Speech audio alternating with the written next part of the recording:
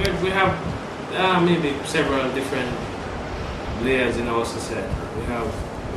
We have a poor set of people, some poor class that almost because in Jamaica poverty has become like a institutionalized. Right, it's institutionalized, and people brag about their survival skills. It's almost like a badge of honor for them to survive in Jamaica at that level. You have middle class who are trying to live, you know, I mean, like the Joneses, maybe like North American people are trying to have the white picket fence, a nice house, a nice car, get married, have a few kids.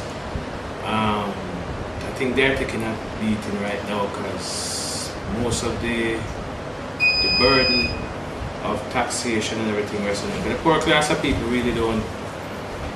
They really don't pay the taxes. They're not contributing to the economy in any way. So they consume more than they contribute, right? And the political system facilitates that in terms of allowing them to live.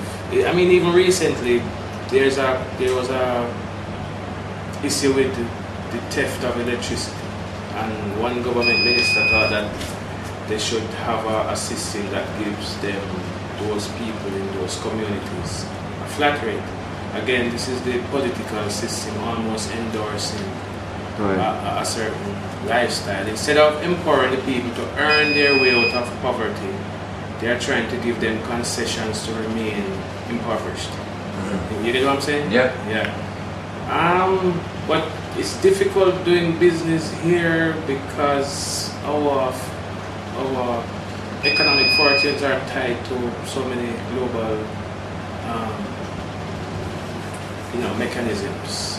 Right. If we get the recession caused the bauxite plants to close down, and that was an untold hardship for a lot of people, especially in this area that depended on the plants and that kind of income. A lot of that was lost.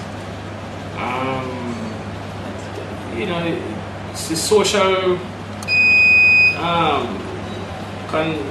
social makeup of our societies.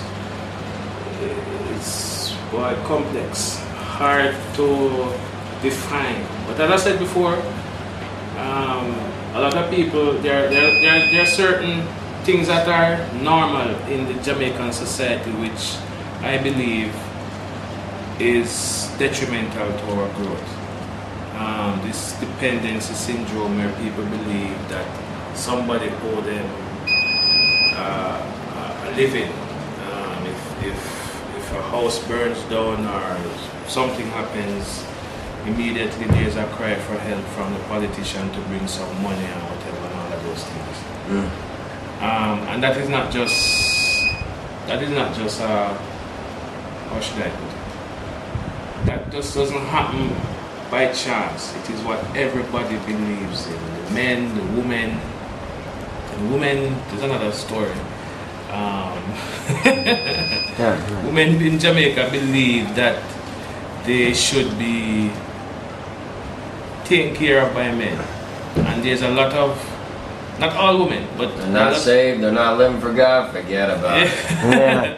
No, they believe that there's a lot of exchange, as I said, for sexual favors, for economic benefits, for help, for that type of thing. Right.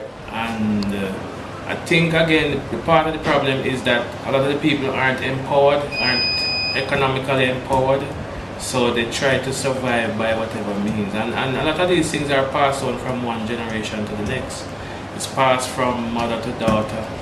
And just like how you pass values on to your kids when you have them, these are values that are passed on over generations, and it's becoming so bad now that even mature individuals in our society are exhibiting some traits that you would only find